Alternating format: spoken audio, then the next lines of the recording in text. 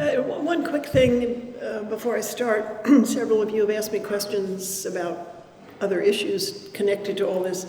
And I have a website that is just my name, and it's loaded with material. There's all kinds of talks on there, there's articles, there's whatever that might be helpful to you if you want to explore some of these more thorough subjects of abuse and things like that more thoroughly. So just put my name in and it'll show up.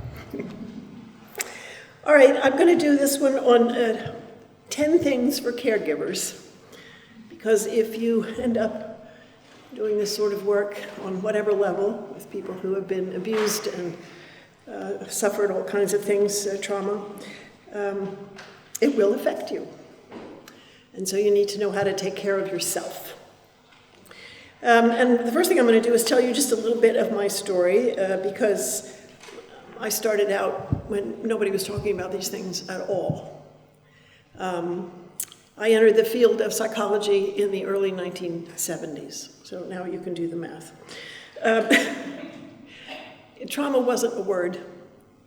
There was no trainings, no books, no diagnostic category. Post-traumatic stress disorder was not a clinical category until 1980, and I started in 1972. So there wasn't even anything to call anybody in terms of what they were struggling with. And I ended up beginning my work with Vietnam vets and females. And the reason females was because there were almost no females in the field. And so women who would come in for some kind of counseling or whatever asked to see me at age 22 because of my gender, certainly not because I knew anything at that point. So I was listening to Vietnam vets and the horrors of war, and any of those men who came back traumatized were accused of being weak in some fashion. If they were really soldiers, they wouldn't come back bothered by what they lived through. And again, with women. During those early years, I sat down with a young woman, a college co-ed, who was in her 20s, and sat down in my office and took her long hair, as the ballet dancer did, I mentioned, and threw it over her face and said to me, "My father used to do weird things to me." I had absolutely no idea what she was talking about. Nothing had come up about something like that in graduate school or in the office. I didn't know what she meant. And so there was no talking about child sexual abuse anywhere. So I went to a supervisor and said, here's what happened, and I don't know what to do. And he said, well, women sometimes tell these hysterical stories, and your job is not to get hooked by them. Because you see, if you get hooked by the story, then you will contribute to their pathology, which is basically what Sigmund Freud said about sexual abuse. And so that particular way of thinking was still very much out there. So I ended up with other females asking to speak to me and saying similar things, and I decided to listen to the women and not the supervisor, which tells you something about me, I'm sure. But what I realized over time was that the Vietnam vet said that women had the same symptoms. So that was a bit of a puzzle. And then I started thinking about it, that part of what that meant was that there's more than one kind of war zone in the world. When we think of a war zone, we think of soldiers, rightly so. But there are other war zones, and sometimes home is one. And their damages were the same. So someone asked me what kind of work was I doing. And so I started describing the people that I was seeing and what they were showing as symptoms, and that the vets and the women were the same. And she said, and I said, there are no books, there's nothing, I don't know what to do. And she said to me, what you need to do is read the literature of the Holocaust. And she was dead right, because I realized that those voices who had survived places like Auschwitz had the same symptoms as the women and the soldiers.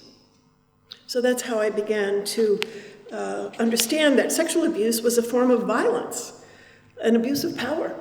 It was traumatic, and it was oppressive and evil. So I learned about evil and suffering from the people I was seeing, which I had no comprehension of anything of that depth. I had grown up safe, and well cared for. And so it was a whole new world for me.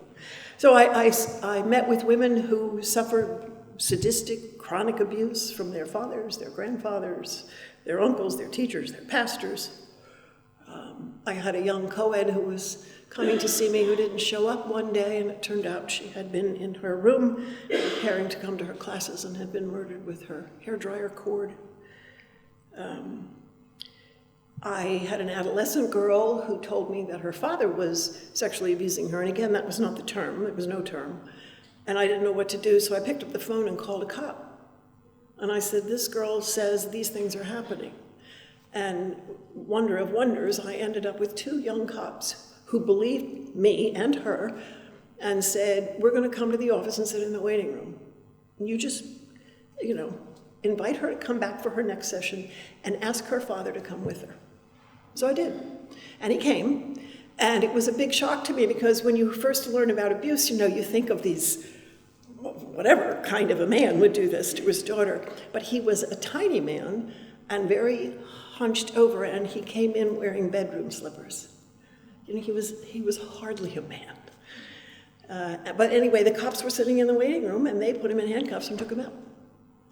And she never had to deal with that again. And again, that was before there were any laws about anything like that. And so these were the things that happened to me before I turned 30. And obviously they were profoundly shaping of me and the way I thought about the work that I did and the way I thought about the ways people suffered in this world. And I realized, that God was teaching me not only about some of the desperations that humans suffer, but he was also teaching me to swim against the current. He wanted me to hear his voice. So many at that time, again, said abuse is not happening. It's a fabricated story. Women are looking for attention by telling lies. And the vets that I was seeing, of course, were not understood either. And if you came home from Vietnam, or any war for that matter, with shell shock, as they used to call it, there was something wrong with you. Because if you were a real man, it wouldn't bother you. So those who were traumatized had no support or help and weren't believed. But as I began to read the Holocaust literature and hear the voices of those who had been traumatized, had no power, couldn't do anything to help themselves or anyone else, I began to realize the similarities and realize that violence of any kind silences human beings.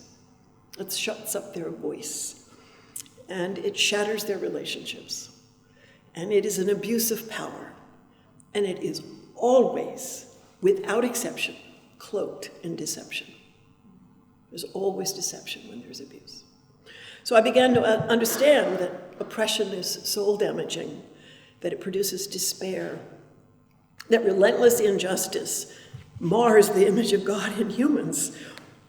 In fact, oftentimes relentless injustice creates oppressors out of victims. So God spent years teaching me what it means to be human, and about evil and suffering, and ways to help others heal. He basically took me to school among broken people, and they were my teachers. So, it was as if he said, come, I want to show you suffering humanity, and I want you to learn from them. And those lessons continue 50 years later. I'm still learning. People are suffering in unspeakable ways. Some of them are people that sit in your pews, and you wouldn't have a clue. But it's all there, being trampled and abused and silenced. And the image of God is marred. And then God added a second track to my education in his school. And he said, essentially, not literally, just for the record, come, let me show you my church. So first he brought me pastors who I loved working with. They were weary, and some of them had been chewed up and spit out. And he brought me missionaries who crawled home after what they'd seen and what they had suffered on the field, and too much work and too little support. So I was tending to victims, but I was also tending to shepherds, and many times the shepherds that came to see me were also victims. And so I was saddened by what I saw in the shepherds. They were so weary, many of them, and many had been just tossed out by the people of God because of their own suffering, which is all still true today, of course. But then, somewhere along the way, God let both of those worlds collide. And I entered the murky water of shepherds who made victims out of sheep. Missionaries who raped the nationals they'd gone to serve. Pastors who abused their power to feed off the people in their pews. I encountered churches that closed ranks to protect the abuser rather than the victim. If you read the newspapers, you know that that has not stopped. I saw evil hidden and ignored rather than exposed to the light of God. Shepherds and churches became the predators. Institutions and organizations were protected rather than sheep. And I learned about systemic abuse, when a system protects itself rather than the lambs it is supposed to protect. In essence, I learned about wolves in the fold. I saw a so-called Christian leader who beat his wife black and blue, repeatedly twisted the truth, and sat in my office and said, "You know, Diane, you're still young and you do not understand that sometimes a little force is necessary in order to do God's will in the home." I made a phone call to a pastor about a woman in his church whose life was truly in danger because of the violence in the house, and he sent her home because that is, after all, where women belong. I met with a young girl who was being sexually abused by her youth pastor, and the church leadership helped him to move on to another church so he could continue his dynamic youth ministry. And said to me on the phone, "Diane, we would not want a little mistake to destroy such a gifted man, would we?" I worked with pastors and missionaries addicted to pornography, who had sex with the women they were called to shepherd, who solicited prostitutes, and those who preferred little boys. Anybody want a job? I struggled with my own disbelief and anger and cynicism and judgment. I wanted to make whips and turn tables over. That part seems to be allowed. A subtle arrogance, though, began to creep in, and arrogance assumed superiority.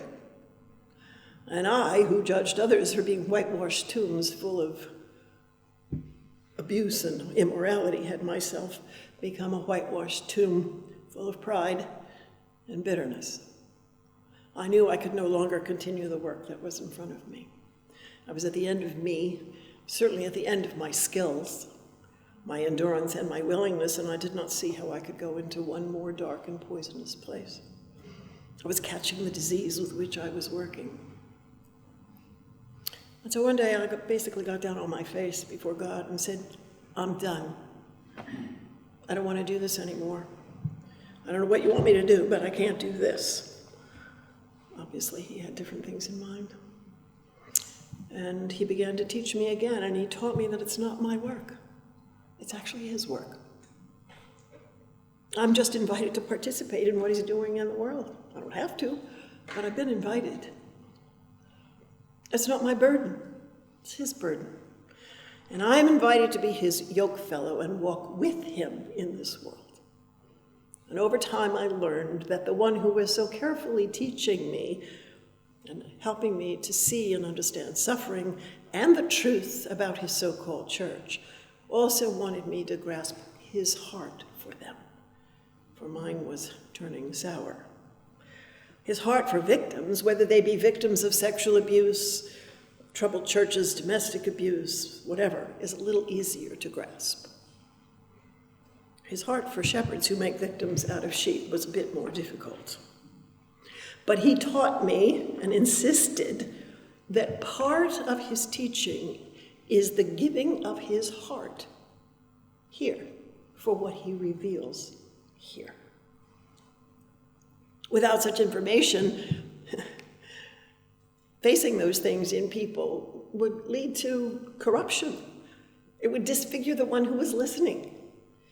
You see, there's a terrible poison in the world. We happen to call it sin in our circles, but it's poison, and you cannot work closely with poison in your own life or the lives of others without being contaminated and marred, unless you are saturated with the thoughts and heart of our God. And now, he's given me his heart for the suffering people and for his church, she who is clearly blemished and spotted, but she for whom he died to redeem and purify. And he has said that loving him means loving his body. You cannot separate the two. One cannot love the head and despise the body because they're one. He has said that if I love him, then I will love his people. And the failure to love people, even predatory ones, is a failure in my love for him. He's taught me that loving as he does is always a call to truth and light. To ignore, hide, or excuse sin in the body of Christ is to work against him, for he came to bring about the death of these poisons. Any pretense that sin is somehow tolerable is a choice to infect and poison the body of my Lord. And you think about that the next time you read a headline. Such and such an organization or ministry or church or whatever had this kind of abuse going on for these many decades. They have covered it up. All of those things. They have been allowing infection and poison to the body of your Lord. It means we're covering up cancer in his body.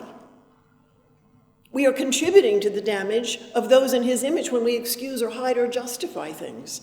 Because you see, his invitation of, come child, let me show you suffering humanity, and come child, let me show you my church, was really an invitation into his heart. And he is the great world lover. I did not initially recognize them as such. I do now. So, given all we have considered today, let me give you some lessons learned. I hope they will encourage you, for you are finite, and yes, often sinful as well, but you are also caregivers in some fashion, in a warped and twisted world, even in the world called by his name. So number one, in case you haven't figured it out yet, counseling or caregiving is not nice. We think it's nice. We're going to go do this nice thing for people. We start out thinking it has to do with caring and compassion and perseverance and wisdom, and indeed it does. But counseling and caregiving also has to do with indescribable suffering, inarticulate moaning, impenetrable darkness, inconceivable deceit, cruelty, brutality, and evil. To enter suffering of any kind is to invite garbage into your life. People come during alarm moments, emotional noise and chaos and intolerable pain, and they want it stopped yesterday. They are afraid and bring anger and rage and violence and sobbing and fear and panic and grief. And you will face indescribable suffering and deep habituated sin. You will sit with those who have been raped, who have been battered, who are grieving. You will sit with addicted lives. You will sit with cruel ones. You will hear about things done to humans you cannot comprehend. You will listen to abuse and violence, rage, humiliation, betrayal, staggering neglect, and no matter how articulate you are, you will be greeted with suffering for which you have no words. You will face sin, some of it varieties of which we are familiar with, and some of it so decades old and habituated that the person in front of you seems to have become the sin itself. Number two, which I mentioned a little bit before, you will be exposed. We go into the helping professions think we are kind and caring, good listeners, and compassionate. And hopefully we are those things. Maybe others have told us we are those things, and we want to help. But whether or not those things are true about us deeply will be exposed by the work. And even if they are, someone will come along who will try you to your limits You cannot sit with unrelenting addiction or battering or abuse of a child who's being eaten by cancer without coming to the end of yourself and your patience and your hope and even your rationality. You cannot sit with young lives destroyed by evil without getting angry, nor should you. When you are a helper, people line up to tell you the worst of themselves. And as I'm sure you know, the worst of someone tends to bring out the worst in us. If you think that's not true, pay attention to yourself in traffic when you are surrounded by bad drivers. When you are exposed, remember that the patient is not the enemy or someone you have to manage so you will no longer be exposed.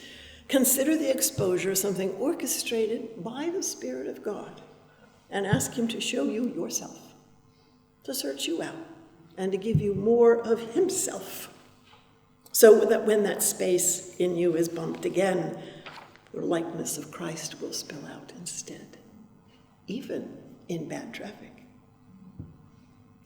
Number 3, learn to sit with pain without immediately needing to inject a narcotic into your client or into yourself. Do not fear pain. You will sit with overwhelming pain. Sometimes it will frighten you, and you will want to alleviate it quickly so both people in the room can feel better. Be careful. Pain is the only protest in the human constitution that something is wrong. It is the only thing that raises its voice against existing abuses. If you jump to silence pain, you will fail to find the wound. Pain is a signal. It indicates danger. In essence, you see, pain is the Martin Luther of the human framework. It plasters the walls of the city with the announcement that something is wrong. When pain exists physically, we call it disease. The absence of pain, such as in leprosy, leads to the destruction of that which is diseased. When pain exists emotionally, we call it suffering. The absence of emotional suffering and pain is numbness. It's a deadness inside. It is also the incapacity then to feel joy.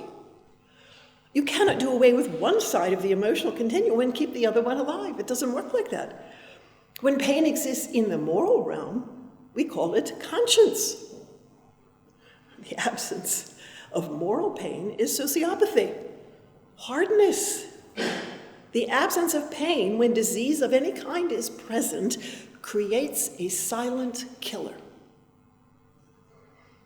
Yes, work to alleviate suffering, of course, but do it carefully. Listen to it, study it, and hear its story. It is one of the ways you will learn what is wrong or diseased in the person with whom you sit. Number 4, you will be doing God's work with him. Caring for broken people is not our work. It is a piece of the work of God in this world, and we have been called to share in it with him. If you are gifted to bear the burdens of others, then it is his work you have been gifted to do. We think it's our work, and then we ask God to help us. That's backwards. It is his work. The people are his people, and you are not your own. There is one Redeemer, and I am not he. I am his servant. He said, my food is to be obedient to him who sent me. This is Jesus talking. To accomplish his work. Do we really entertain the thought that we can do God's work in this world without dependence on him and obedience to his word in our own lives? Number 5, you will be doing God's work for him. It's very easy to think it's just for the sufferer, which of course it is. It's their burdens and their suffering. But if it is done for them, then you will be governed by them. Whether they are pleased, less afraid, happy, etc., determines success. But some pain cannot be gotten rid of. Some people have wrong goals, and there are some who are never pleased no matter what. If you work for them, you will be in bondage to their whims. It's easy to fall into working for yourself, of course. Caregiving can lead to feeling important or wise or needed.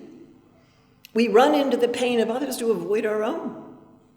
If we engage ourselves for ourselves, we will be led to feed on, to exploit the sheep, so that the work feeds us in some way.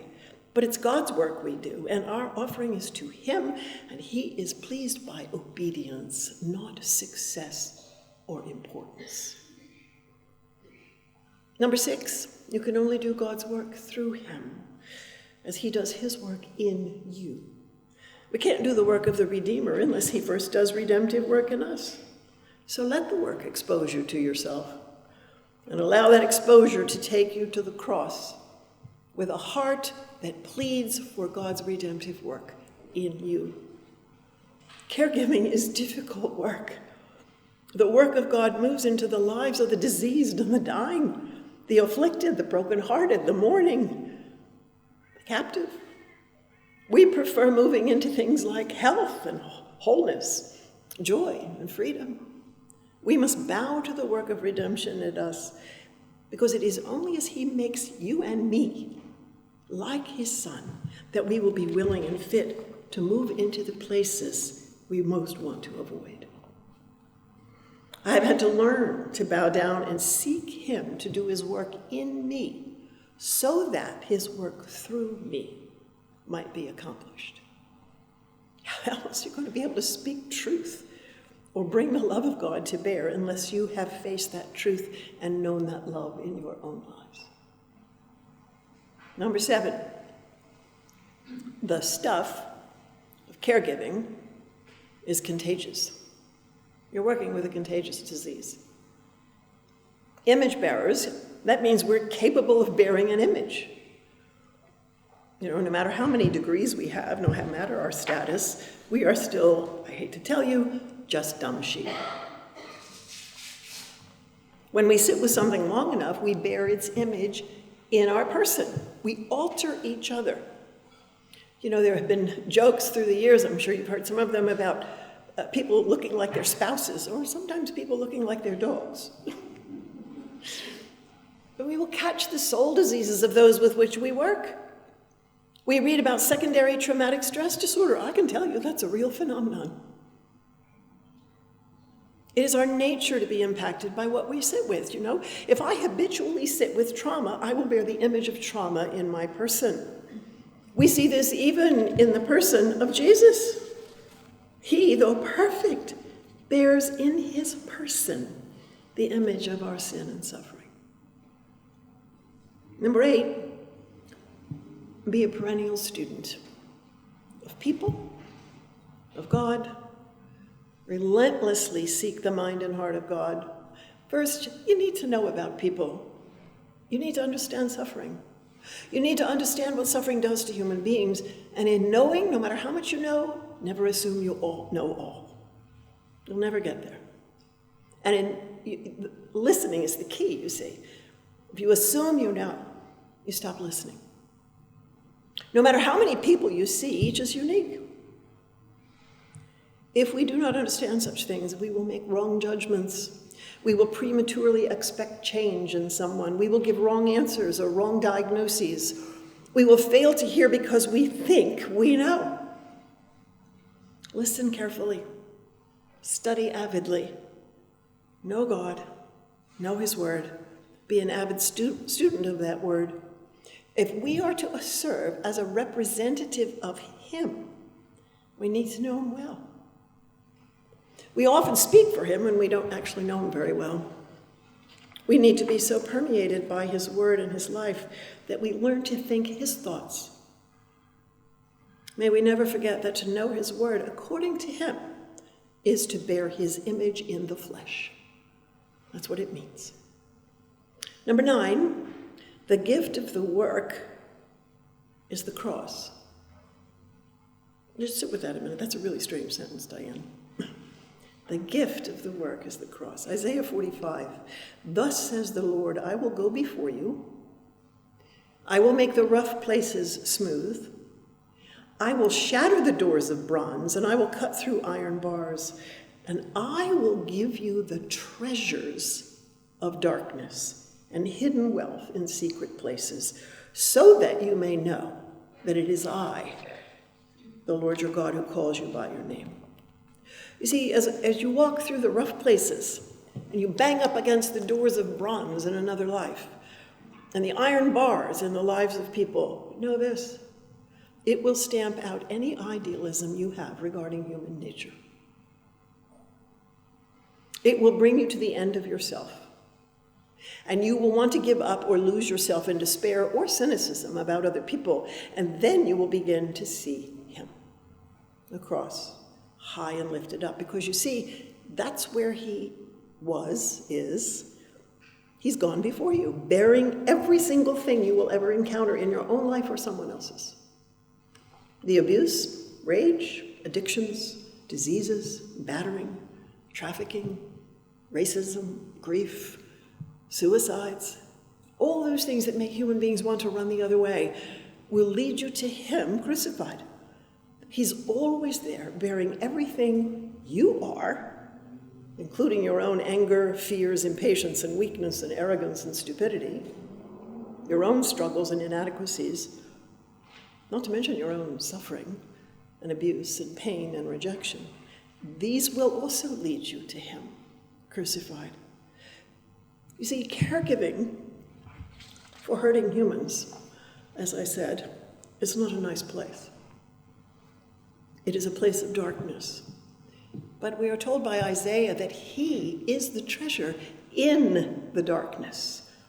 And finding him there, you will find hope for your despair, light in the darkness, joy in the suffering, and resurrection in the death. Finding him crucified means you and many others can be transformed, and you will endure until you see his face and hear him say, "Well done." Number 10, we must ever and always do this work of caring, soul caring, with humility. I said that earlier and I say it again. I mean, do we really think, that we have what it takes to truly understand complex, broken, frightened, and deceptive human beings who sit across from us? We barely understand ourselves, for goodness sakes. Where else are we going to find wisdom? How will we know when to speak or be silent? How else will we love when we're tired or be patient when we're weary? How will we know the mind of God apart from the Spirit of God? How can we walk the long road of healing and transformation with others apart from the work of the Spirit in our own lives first? And how can we think that the life-giving power of Christ crucified will be released into other lives when we have not allowed that cross to do its work in us? To walk with suffering sinners is to confront lies and darkness and evil. Sometimes the suffering is unspeakable and it runs unbearably deep. Apart from the work and word of God in my life, what do I have to give people who are suffering? We cannot fight the litter of hell in life apart from the work of God in us. The suffering is overwhelming enough, but there are also layers of deception and lies in the lives of some hardened souls. We cannot bring life to dead places or light to darkness apart from God himself. The practice of caregiving requires a servant of God, steeped in the Word of God, loving and obeying God in public and in private, sitting across from a suffering sinner at a vulnerable crossroad, and bringing to that person knowledge, wisdom, truth, love, while utterly dependent on Christ himself. That work, no matter what you call it, will be used by God to change us into his likeness. And that work will be resulting in redemptive work in the life of the one sitting with us. And that work will bring glory to his name. Some time ago, I had an infection and I fainted as a result, and I needed stitches. I saw that as a ridiculous interruption in my life, an annoyance. My day had been planned. 3 stitches, and about 7 hours later, Ron brought me back home, and I came home with a parable and its lesson to me. And it was a parable about the God of all power caring for the weak, the vulnerable. And now I am mostly grateful for the interruption. I lay in a hospital bed with the curtains partially open, and I could see all the activity in the emergency room. Nurses, doctors, whatever, running around, desk people running around. The doctors and nurses were working 11-hour shifts. How you do that, I don't know. They were overburdened, of course, due to COVID, and there were continuous calls for the rapid response teams and trauma level 3 crises. In the meantime, many patients with varying degrees of problems needed assessment and tending. The staff I found to be all respectful and kind. They were obviously all exhausted, and some were quite harassed by angry patients and frightened patients and cursing patients and those needing immediate care. So I watched, and I saw and witnessed hard work, patience, kindness, meticulous care in the midst of great stress. And then I saw my parable. Across the hall, on a bed on wheels, I could see the back of a man's head. I couldn't see his face. There was no ER room left available because of the crowds in there. He never moved or spoke. A doctor was at the foot of his bed, and he continually spoke to him and said things like, "Do you know who you are? Do you know where you are?" Over and over again. The man never moved. He never said a word. There was no response. The nurse came, and the doctor gave the nurse orders, and he left. And for an hour, I watched her speak gently to this man. She cared for him with gentleness, dignity, and wisdom. There was no movement from him, not even his head. And an hour later, I watched them wheel him down the hall, and I saw his face as they passed by the open curtain. His blank, non-responsive, I'm not sure anybody's home face. But our eyes met, and then he was gone. The nurse and the patient were 2 different genders. They were 2 different races. They were 2 different skin colors. They had vastly different capacities. The nurse held all the power over a significantly vulnerable man who was unlike her. Her use of that power in those moments taught me a great deal about who she is. The man, who is an image bearer, knit together in his mother's womb by our God, the earthly differences were not central. The nurse illustrated the essence, frankly, of the incarnation. She brought the presence and character of God down into the flesh and blood and literally worked it out through her fingertips as she cared for him. That is what all power does. He who sits on the throne descends to the sick and the broken, you and me, and shows us the character of God in flesh and blood. Whoever you are, whatever your role, your brilliance, your skills, your degrees, your theology, your fame, the nurse in the ER has demonstrated for you and for me the presence of our God in the flesh. I learned a lot about the man, his limitations and incapacities. I don't know anything about what had happened to him, why he arrived in such a damaged state. But I also witnessed the power of humility and kindness and gentleness and regarding the other as important and needing to be seen, honored, and cared for, a person of value beyond that of the system or organization. So if it is true that our God came in the flesh to the brokenhearted, the small, the afflicted, the silent, the ruined, and the vulnerable, then that truth needs to continue to be lived out now in the flesh, as it was when he was here. Yours and mine. so that the world might know that he, who is full of love and justice and truth, is real. I have learned this. He goes before us. He has gone before those who have been raped and abused. He has gone before us for slaughtered Ukrainians. He has gone before us for the woman brutally raped by ISIS. He has gone before the slaughtered Rwandans and those trafficked as slaves through Cape Coast Castle. I have over 50 years seen his work, not mine, his. And I have learned something of his character. And none of us have gone somewhere that he has not been. It's not possible. There is no darkness that does not hold the treasure of him. He went to hell, for goodness sakes. And he is our wounded, scarred, and our Lord for eternity. Our scars will be gone. His will not. Secondly, none of us have experienced abuse or hatred, trashing, and humiliation that he has not known. So he waits for us in those places because he has gone before. And he, who will be eternally scarred, knocks, longing to use his wounded body to heal our broken hearts and minds, and to enable us to bring him to those who suffer. You see, he himself is the treasure in the darkness.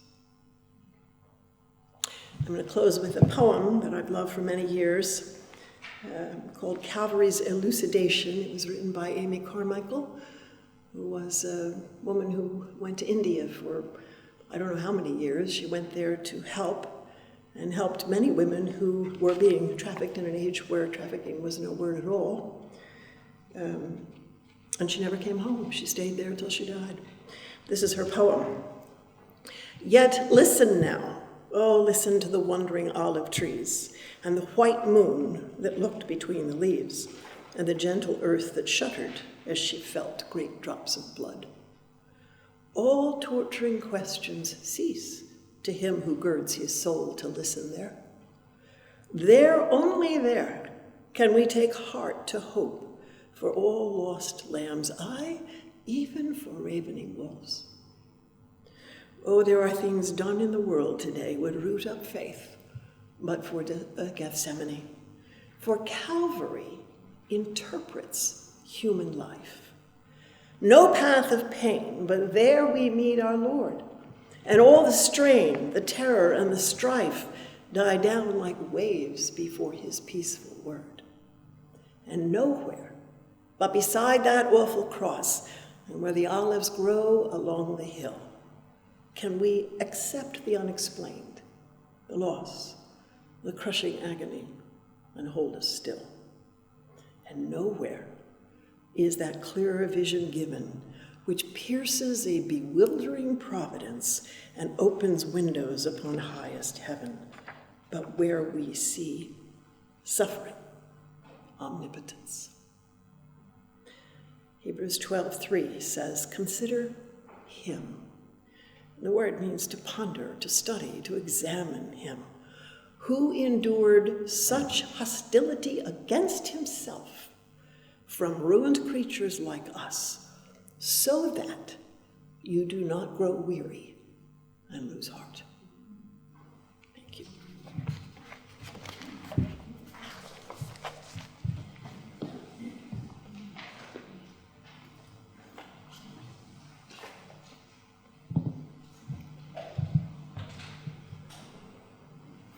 Before we ask you any questions, I feel like I just want to say a special thank you to you for sharing with us today, for giving your words of wisdom that you've gained over 50 years. It's been a real privilege to us, so thank you very much indeed.